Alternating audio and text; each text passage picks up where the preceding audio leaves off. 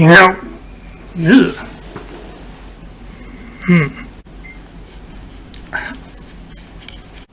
Just returned from what you might accurately describe as a wasteland, intellectually speaking, though my grandson refers to it as a school. The janitor's gonna have a bad day. It's the kids who think they're smart that make me nuts. There was this one who was trying to start something, and it's as if he was following a script. He says, "I dare you," and my grandson says, "No, I double dare you." And all of a sudden, what used to be about which of them was going to ask the pasty-looking girl to the flu season-themed school dance instead becomes about which one can think up the higher number. I dare you times a million. I dare you times a billion. And then my grandson, who likes to think that some of my genius has rubbed off on him, shoots back with, well, what he thinks is the ultimate trump card. He says, well, I dare you times infinity. But the other kid, he has a stunningly chronic case of Dunning-Kruger, so he returns with, I dare you infinity plus 1. So here's the question for the top 15% of the audience to try to answer. Is that a higher number? Yeah, you think you know how to count, because you can count on your fingers. But the problem is, nobody's got infinite fingers. And even if they did, it would take you infinitely long to count on them. So we got to take a step back here first and talk about what counting even is. Now, let's take 3. That's a number that can be understood by my whole audience. Almost. You know who you are. Or maybe you don't. 3 circles, 3 triangles, 3 X's. I'm going to keep this as simple as I can for you.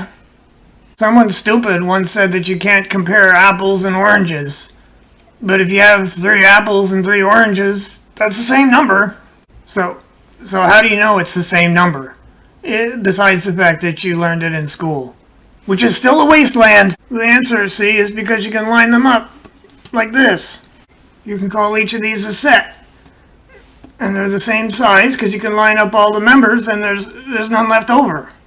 Doesn't matter whether the labels you attach are 1, 2, 3, or uno, dos, tres, or blah, blah, blah, or squanch, squanch, squanch. Maybe not the last one. That's too easy to misinterpret. But the point is that a 3 is a 3 is a 3. And you only know it's a 3 in comparison, really, to other sets of 3. So now what about infinity? Well, you may have heard that numbers go on forever, because you can keep adding 1. So let's start with the numbers you learned in school. These are called natural numbers, or positive integers, starting with 1, 2, 3, 4, and they go on forever. So the set of positive integers has an infinite number of members. Now remember, the snotty kid from school said infinity plus 1. So what happens if we add 1 member to the set? Here, I'm going to leave the original one alone and just add another one, but this set starts with 0. So it's got 1 more member, right? And it's also infinite. But is it bigger? Yeah, you might think it's bigger, but look at this. I can line them all up. And for every number in this set, I've got 1 matching in this set, and I'm never going to run out. So if I can line up all the members and I never run out, then the 2 sets are the same size. So that's it. Infinity plus 1 is not a bigger number than infinity. It's the same number. So I'm arguing with the snotty kid while standing next to these lockers that smell kind of like weed, and he says, all right, old man, what about infinity times 2, huh? And my grandson is tugging on my coat trying to get me to let it go, but I'll be damned if I let it go. So how about this, huh? We'll just add in the negative numbers too, right? For every positive number, there's a negative number. So now there's twice as many numbers, right? This set goes to infinity this way, and it goes to infinity that way. It seems obvious that if you line up 1 to 1, 2 to 2, 3 to 3, that you could go to infinity that way, and you'll be going forever, and you'll never get around to doing the negative numbers. They'll still be there, so it must be more, right? That makes sense, except infinity doesn't make sense. So how about that, huh? You like this, snotty kid? First I put the 0, and then the 1, and then the -1, then the 2, then the -2. I'm never going to run out of numbers here. So however high or low a number you can think of, I'm going to get to it eventually. And because this can go forever and this can go forever, the two sets are still the same size. So that solves that. Infinity times 2 is the same as infinity. It's not bigger. In fact, for any integer you can think of, I can tell you exactly where in the set it's going to be. 0 is the first one, 1 is the second, -1 is the third. So here, this is what they call a piecewise function. This will tell you exactly where your number is. So if it's a positive integer, then it's 2 times the number. And if it's a -1, it's 2 times the absolute value of the number plus 1. So if your number is -1,000,000, then it's the 2,000,001st number. Well, this has practical applications. There are infinite parallel universes. Suppose you're not feeling sure of yourself. Maybe you can't decide whether to continue to argue with this naughty kid or to walk away. That means in half the parallel universes you made one choice, and in the other half you decided the other way. Did that just double the number of parallel universes? Yes. Are there more than there were before? No. It's the same infinity.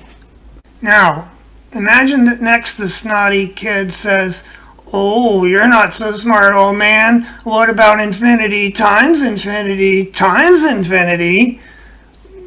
For reasons I won't get into, that's as far as the conversation went. But let's just pretend that the snotty kid had survived, let's pretend that the snotty kid had continued the conversation and had brought up the question of fractions. So here's a common fraction, 1/2.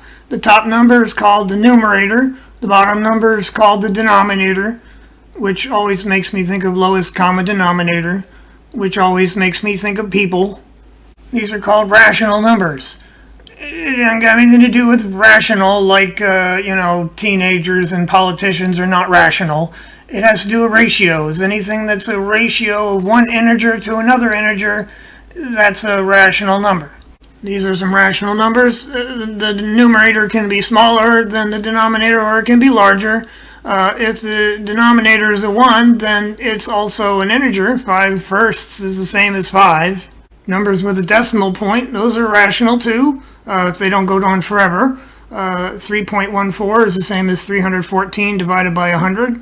You can make any of these by just dividing by a power of 10.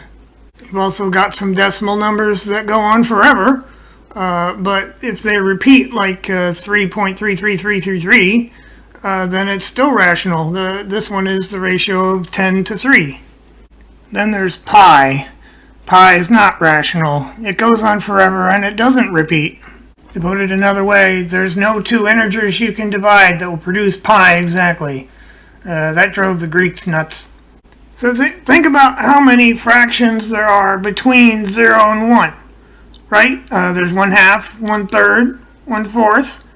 I don't even have to mess with the numerator. I can go on forever with the denominator. So you can see right there's an infinite number of fractions between 0 and 1. Now if I change the numerator to 2, I've got 2/3, 2/5, 2/7. I can do that forever too. So I can keep bumping up the numerator, and for each value I can come up with an infinite number of denominators. And so that goes on forever. So I've got an infinite number of infinite fractions, and that's just between 0 and 1. So that means there's an infinite number of infinitely large sets of infinite fractions. So maybe now you're thinking, well, that's got to be a bigger set than what we started with. Except you might be a little bit wary because it didn't work out so well for you before. So here's how I'm going to prove that it's still the same size. So I'm going to start with 0 and 1, and then I'm going to put all the ratios I can make just using 1s and 2s. And then I'm going to put all the ratios I can make using all the numbers up to 3. Now obviously that gets to be a little bigger. The size is 3 squared, which is 9. And then I can do the same thing with 4. There will be 16 numbers there. Now, I'm being a little bit wasteful because there's some duplicates, right? I've got 2 halves in there, which is the same as 1 over 1. But I don't care. I've got infinity to play with. I can afford to waste some of it. Look at that. That means any fraction you can think of is going to be somewhere on that line. It's going to line up with one of the integers. That means the number of rational numbers is the same as the number of integers. So you give me a fraction, I'm going to look at whichever is bigger, the numerator or the denominator, and that'll tell me where I can look for that number. So if the bigger number is the 3, then I know it's in the first 15 numbers. If the bigger number is a 4, then I know it's in the first 31 numbers. If it's a 10, I know it's in the first 386 numbers. If it's 25, then it's in the first 5,526 numbers. The bigger number is 100, then it's somewhere in the first 338,000 blah blah blah numbers. All I'm doing is adding squares. The point is that there's an answer. So it doesn't matter how big the fraction is, it's going to be in there somewhere. And I'm not bothered about negative fractions either, because I can do the same trick I did before. I'll just double them up. So infinity times infinity times infinity is the same number. This is practical information too. You know, if you're trying to build something like the central finite curve, you know there's a finite area within a circle, but there's an infinite number of points inside it, and there's an infinite number of points on the edge. Useful tip. Now, before you start thinking that all infinities are the same, don't. Remember pi. Remember that that's an irrational number. Irrational numbers don't fit into this scheme. So here's some irrational numbers for you. The top one is pi, then we have e, and then the next one is the square root of 2. None of these can be expressed as a ratio of 2 integers. They're all irrational. That means they go on forever, all of them. Now suppose you come to me and you tell me that you found a way to list all these so we can put them alongside the integers and make them the same size like we did before. Well, here's what I'm going to do next. So this is the diagonal trick. I take the first digit of the first number, the 3, and I put down a 4. Then I take the second digit of the second number, which is a 7, and I put down an 8. I take the third digit from the third number, which is a 1, and I make that one a 2. So I'm just making sure that I've got a number in the same position as each number in the list, and I know that it's different because I put a different number down. So it's not the same as the first number because the first digit's different. It's not the same as the second number because the second digit is different, and so on. So it's different from all these numbers. Now, I couldn't keep that up forever, except that there's an infinite number of digits in every one of these, so I can keep it up forever. What this proves is, because I can make up a number, and I can say definitively that that number is different from every number on your infinite list of irrational numbers, that means I just made a new irrational number which is not in your list, which you thought was complete, but it's not. So you see, there are different sizes of infinity. This one, well, the set of integers, or the set of rational numbers, is countable. The set of irrational numbers is uncountable. So before you go in against infinity, you better know what you're getting into. You know, the number of possible orderings of a standard 52 card deck is 52 factorial. That means 52 times 51 times 50 times 49 all the way down to 1. That's the number of possible ways you can sort a deck of cards. That is a huge number. It's got 68 digits in it. It's so big that every time you shuffle a deck of cards, there's never been a deck of cards in history with exactly the same ordering before, and assuming that you don't cheat and you actually do a real shuffle, there will never be that order again in the future either. It's just too big. It's too big a number. But all of that is still a finite number. It's still smaller than countable infinity. Which is odd because, you know, like I said, you couldn't count up to it even if you had infinite fingers. Anyway, that explanation felt like it went on forever. I'm going to go do some scrub to get rid of the foreign DNA on my face, and then I'm going to go drop in on my family on C-137.